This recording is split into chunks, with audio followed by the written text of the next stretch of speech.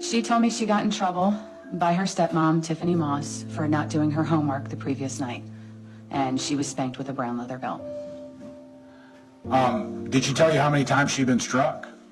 She's several times. She had bruises and welts all over her body, to include her arms, chest, back, and legs. All right. Did you document those injuries? Yes, I did. All right.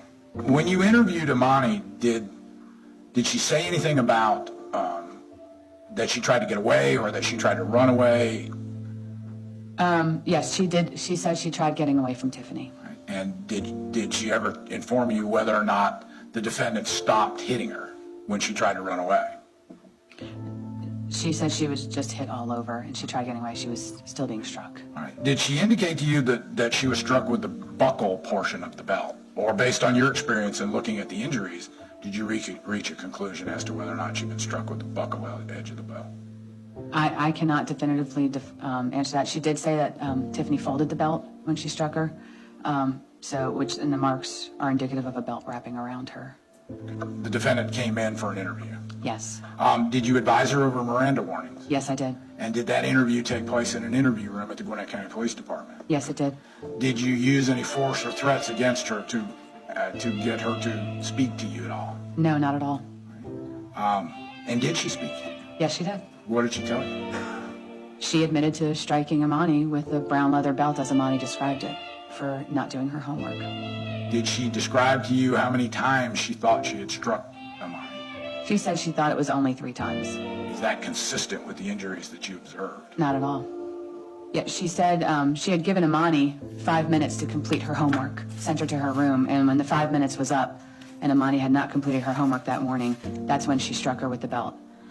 She said Imani tried getting away from her, and she actually physically demonstrated Imani covering her face like that to avoid being struck with the belt. Did your son and the defendant live in some different apartments and with different individuals during that time frame? I believe they did. I'm not sure. I just never could find them. They kept moving. But you, in fact, did you make efforts to try to speak with Imani or be able to see her? Yes. After you said that you saw her at Tristan's birthday party, when was the next time? Because you said there were 2 times. When was the next time that you saw your granddaughter, Imani? It was Mother's Day. Was it the May before she passed in November? Yeah. Yes, okay. Where did you see her on Mother's Day? I was at my daughter's house, living with my daughter, staying with my daughter for a while, and my son and Tiffany came to the house, and Imani was with them. How did Imani appear to you then? She was so thin, so thin. She had this shirt on, and you can see the bones protruding out of her shoulders and in her arms. She was so skinny. I wasn't used to that. How was her hair? Cut off. All of it. It's cut. I'm going to show you a photograph. You said that you noticed her hair on Mother's Day. And why was it so different to you? Because Imani had long hair, and it shouldn't have been cut. Did you ask about how her hairstyle came to be like that? Yes, I did. I said, why is her hair cut off? And who did you ask that to? I asked Tiffany that. And what was the response? If you act ugly, you should look ugly. It was in 2010 when she was that first grader. And as you recall the testimony from Detective King, when she told you that when she talked to Imani and she spoke to her to find out how she had gotten those bruises, it was because she was told to do her homework by this defendant, and that she had 5 minutes to do her homework, and that when she didn't get it done, that she got beaten. She got beaten with a belt. This defendant stated it was only 2 or 3 times. Admitted that to Detective King, it was only 2 or 3 times. But what you saw, ladies and gentlemen, was you saw the evidence of those 2 or 3 times.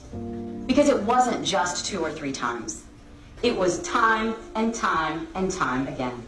Because you can look at those pictures, and you can look at that evidence, and you can see that that child had bruises all over her body. She had bruises on her legs, on her arms, on her back, on her chest, everywhere, at the hands of this defendant for not doing her homework when she was 6.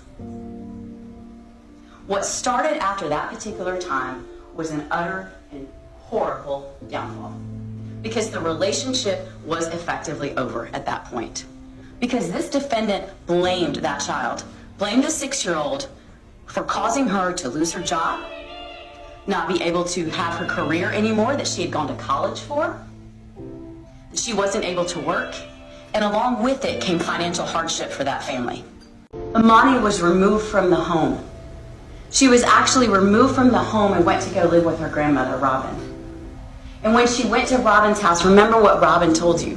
Robin told you about how she thrived, how she did better in school. She was finally safe. She was okay. She was doing her work. She didn't seem scared. But what occurred?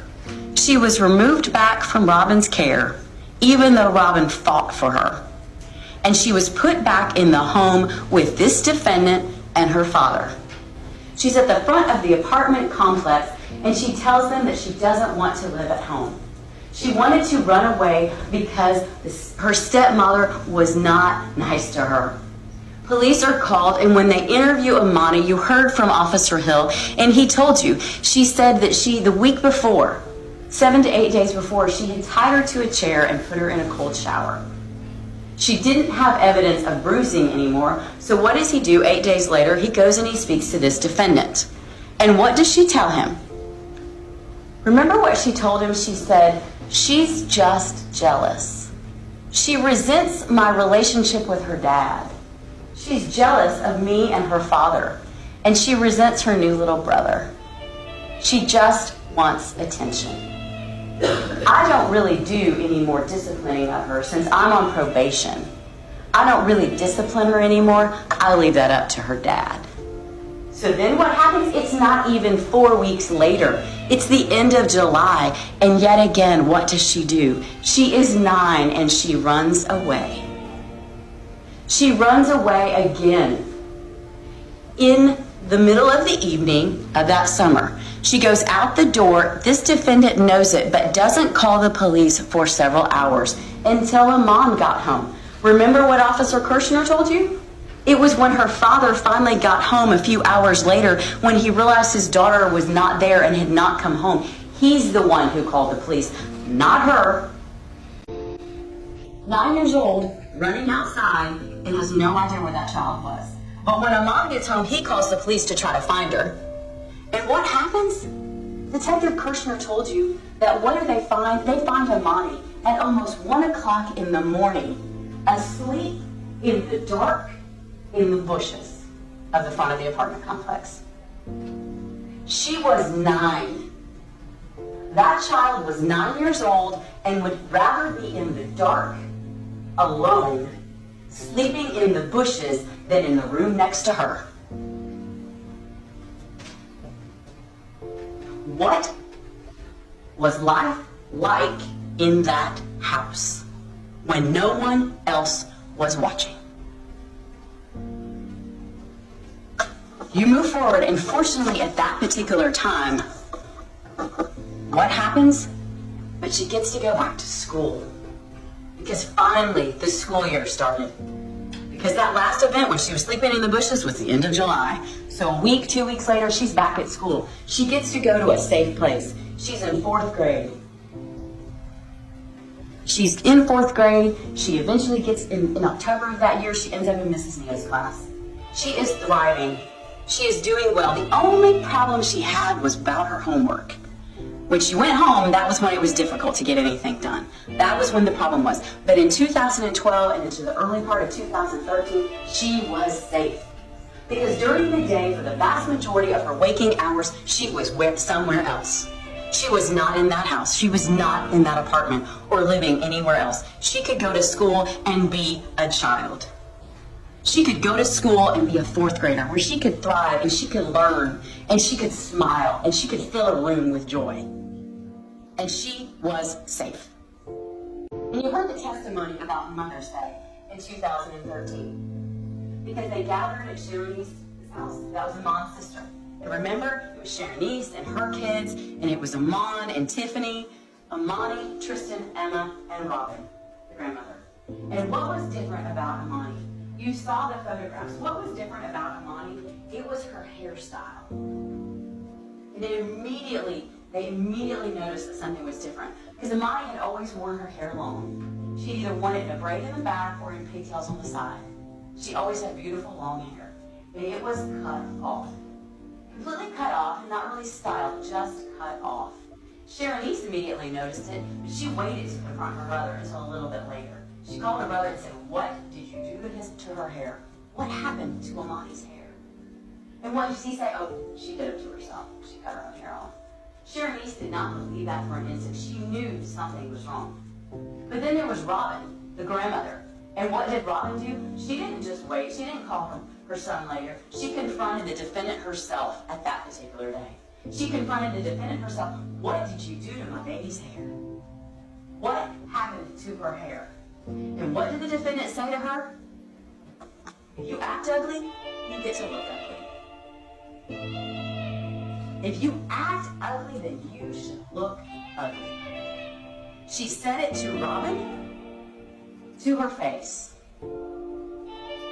Now, ladies and gentlemen, if she would say that to Robin, to her face, what do you think she said to that child when no one was listening?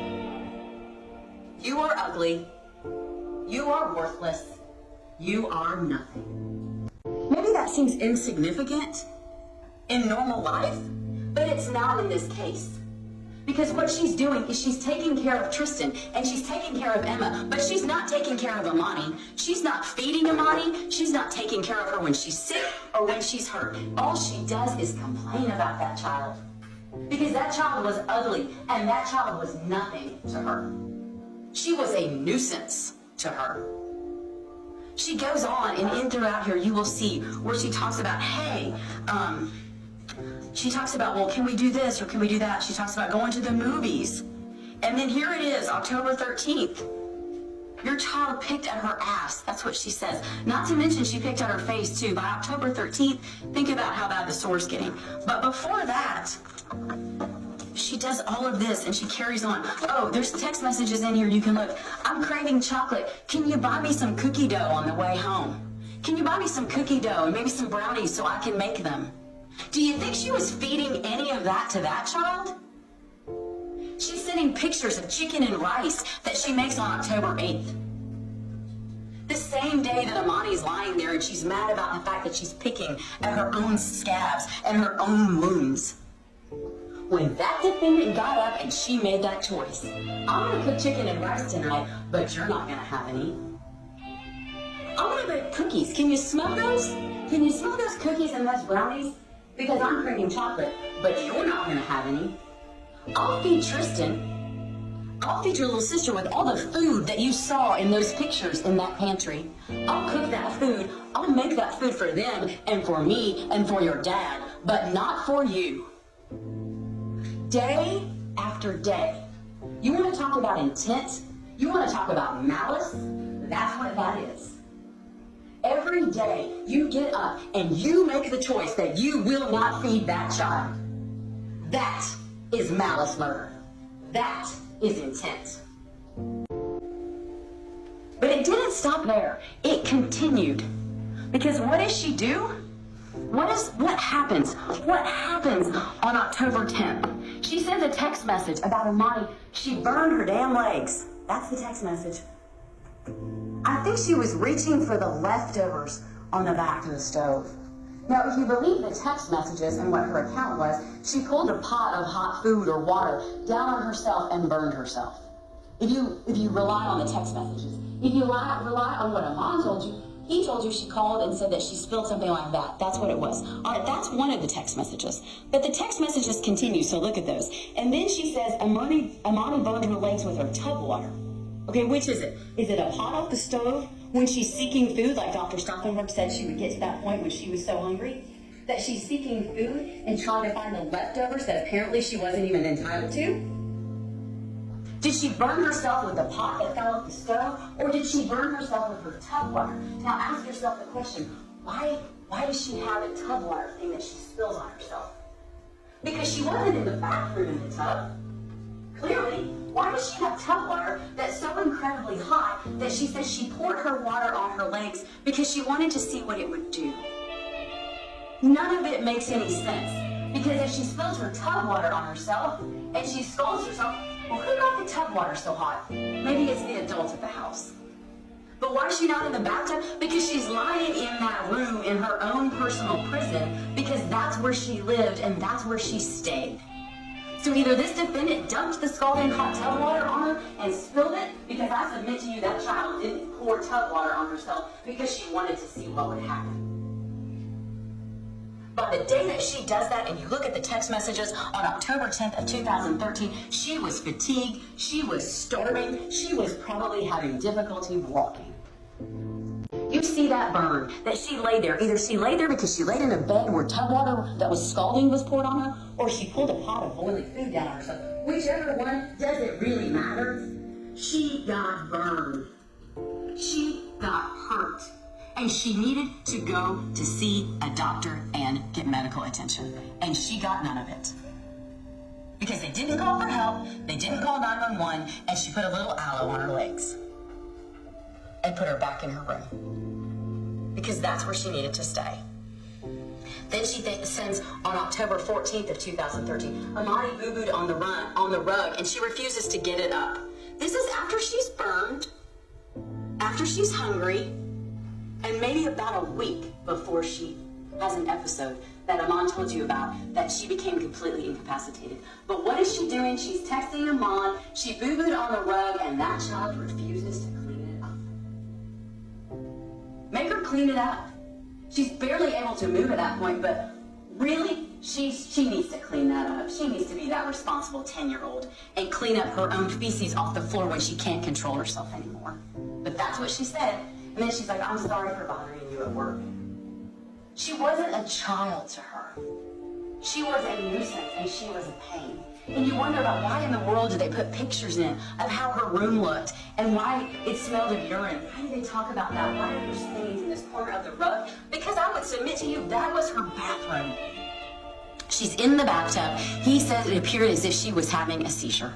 She couldn't control herself. She seemed paralyzed, as if she couldn't move, her eyes rolling back and forth. And what do? We've got to call 911. And what does this defendant say? No, we don't. We are not calling 911. Because she knew they will see her. She is starving to death. They will see, I'm going to go back to jail. We cannot call the police. She will be okay. Leave her. And so what does he do? He picks her up, he puts her back in her bed, and he tells you that from that point forward, Amani never got out of that bed. That child laid in that bed, in that room, for, depending on whichever day, for at least 5 to 7 more days. Unable to move, burned on her stomach, not eating, not being fed, not being cared for. And she laid in that room alone. October 29th comes around. October 29th comes along, and what happens? Amani finally passes. She died on October 29th, alone in that bed, in her own filth and in her own waste, while her little brother ran around outside playing, her little sister in the pack and play. And when you match up the pictures from the phone, while this defendant sat watching TV and cooking lasagna. Amani died alone in a room while all that life was going on around her.